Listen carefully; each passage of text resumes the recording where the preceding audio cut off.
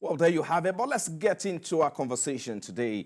A major talking point. Global demand for all travel is proving resilient despite higher ticket prices as sector recovery has continued to rise. This is primarily driven by leisure and tourism as business travel peaks faster in 2023 when compared to early post-pandemic recovery season. And with the Nigerian government interventions in the sector by ensuring the repatriation of funds by the foreign airlines, then the future looks promising. But the question is, what other strategies can Nigeria deploy to capitalize on this resilience and position itself as a key player in the international aviation arena? Well, to discuss this, I'm being joined by aviation analyst Mr. Wole Shadare as we look at the cockpit of Nigeria's aviation landscape and other opportunities. He joins me here live in the studio. Thank you for coming. We appreciate your time. Thank you for having me. Yes, but if you look at that introduction, of course, demand has peaked globally across the Europe and other continent, right? So where are we now when it comes to Nigeria performance?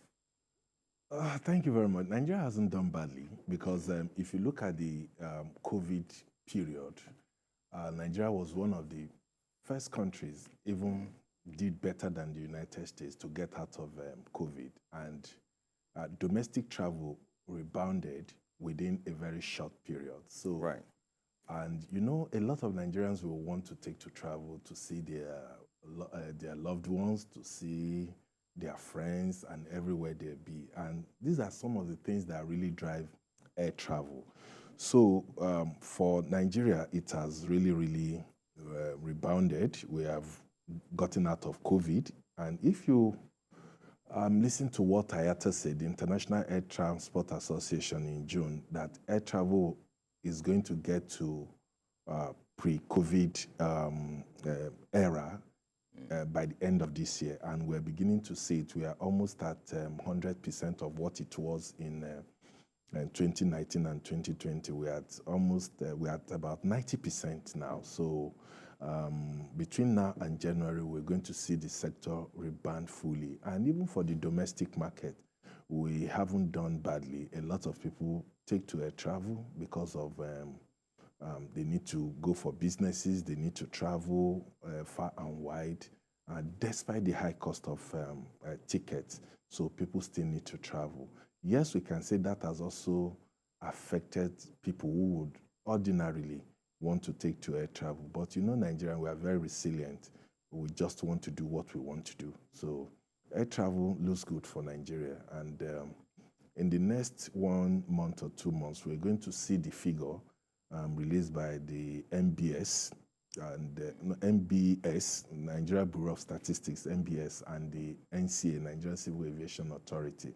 That will help us to really benchmark what we have done in the last 1 year or 2 years. But the way it looks, I think the industry has really done well in terms of the numbers.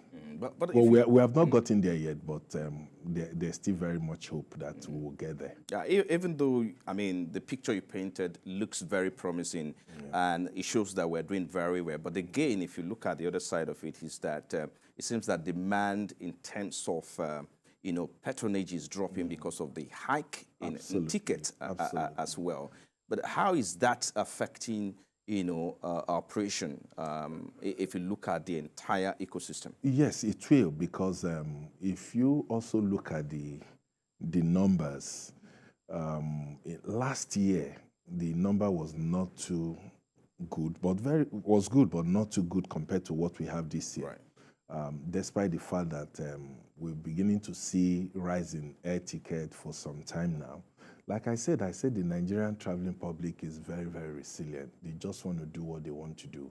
In as much as I also believe that bringing down the fares would have attracted a lot of people to air travel. Now people take to other means of transportation.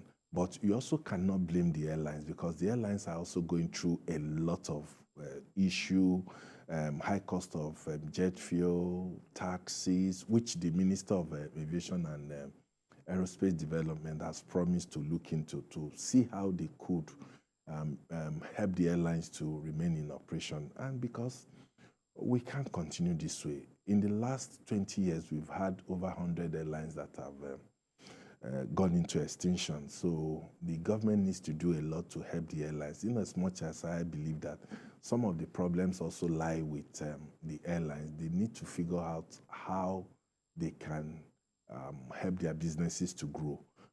So coming back to the numbers in terms of air ticket and so on, it's quite expensive now. If you want to go to Abuja from Lagos, you pay one way almost 100,000 naira now.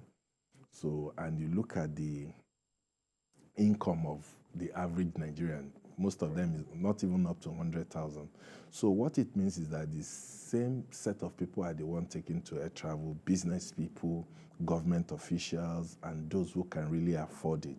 Yeah. And that is why every year you begin to see the figure between 50 million and 20 million passengers. That is not a good is not a good one for the aviation industry, because we have a population of over 200,000.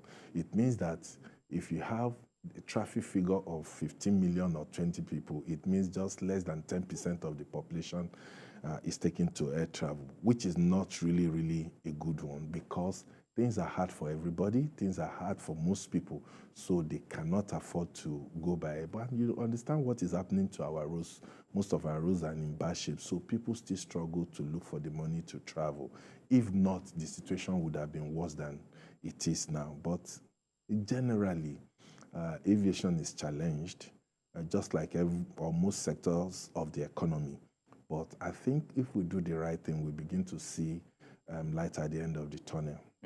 Well, let's look at, I mean, you mentioned the issue of aviation, which you talked about the fact that the minister is on that, trying to address it. So it will seem that we have gotten over that since the minister is on top of that now. But let's look at the issue of repatriation, and which, of course, the government is actually trying to intervene. And currently, it will seem that government's effort is playing up. The airlines can now repatriate, their fund abroad.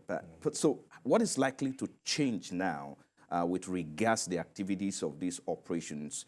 Operations of this airline. Yes, you see, we've been in a very big problem in the last 3-4 years concerning the issue of seized fund or trapped fund, whichever one you want to use.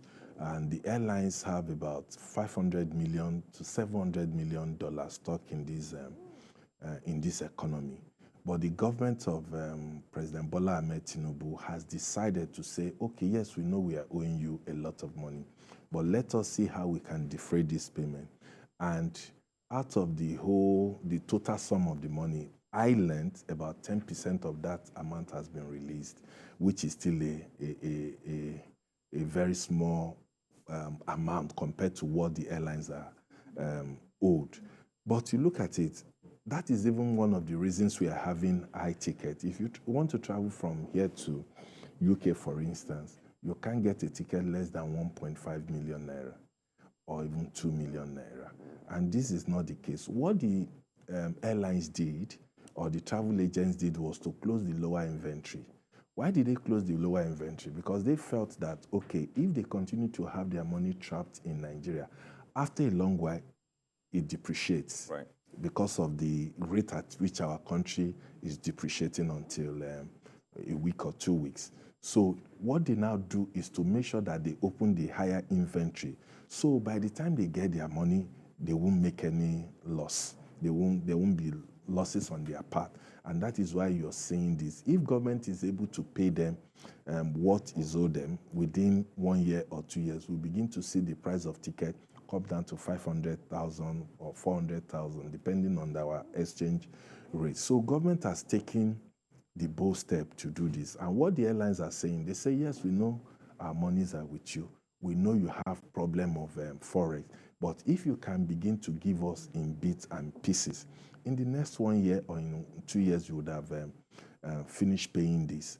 So what the government has done is good, but I believe it's too small. But they've done it based on the amount of forex available, because it's not only airlines that are jostling for forex to repatriate their money. Other companies too are trying. I read somewhere 2 days ago, Dangote got his own part of the forex, that that was released to him. So we have so many companies, we have banks, we have corporate organizations that their monies are tied here. So government alone cannot concentrate on airline and say, okay, we want to give all the bulk of the money to airlines. So you also need to factor other organizations, other companies that are being owed. Yes, government has taken a very good step, but I think they need to go further to make sure that as this money is coming, let us begin to pay people that were or whose money were stuck in Nigeria. So, and if we do that, we'll begin to see, and immediately the government pushed out that amount of money, we could see stability in the naira. The naira was stable and was able to recover a bit. So we need more forex to push into the economy or to give people so that the pressure on forex would have been reduced by now, and we begin to see things at a cheaper, we begin to buy things at a cheaper rate. Aviation is highly capital intensive because everything you do in aviation is dollar. The language of aviation is dollar. Dollar is the language. So you need a lot of forex. Even for our domestic airlines, they need a lot of forex to carry out their operation. Aircraft maintenance is done in dollars. Aviation fuel most times is even done in dollars if the fuelers refuse to take the naira equivalent. Most times too, catering is also done in dollars by foreign airlines who are coming into Nigeria. So that is just the language. You're going to train people. The language is dollars. You have to make that dollars available to them. So if we begin to have a lot of forex, particularly dollars in the economy, I think the problem of IFS will most likely reduce. I think we need to look at, issue of roadmap for the aviation sector in the long term. We talk about having to address issues in the short term, medium term, but we've not been able to address that sustainably well. The issue of roadmap for aviation, when do we start talking about it? And now you have the minister, new minister in place, and whose expectations quite high in what he's supposed to bring to table. Absolutely. So let's talk about roadmap. You see, the roadmap for aviation sector is very, very critical. Yes, you know one thing the problem I've always had with roadmap is that each minister that comes tries to bring a new thing, a very different thing entirely, in as good as the roadmaps are. But you find out that when a new minister comes in, he jettisons the one that his predecessor has, already put in place or working towards. Then we begin all over again. But the new minister looks like somebody that is, he knows what he's doing. Even last week we had, last week, we had a stakeholders forum where the issues of aviation were trashed, and the minister promised to look into some of those issues that were brought up. And in fact, when those issues were brought up, and I was surprised that we could have some of these problems in aviation, things that I thought had been tackled. So he looks committed, he looks like someone who is hungry to really deliver. So he has also marshaled out his 5 key points the roadmap is going to follow. And the whole industry has bought into it, and we hope that he won't be carried away by distractions. We hope that he will do the things that are right for the country. If we begin to have a roadmap that really addresses some of those problems in less than 2-3 years, even if we don't solve all the problems, we would have solved most of the problem. So I think he needs to be committed. The former Minister of Aviation, Hadi Sirika, did it best. He came up with some roadmap, which the new minister is following some of the roadmap. Some will be jettisoned. He will add his own to make it something that will be fully embracing to the whole industry.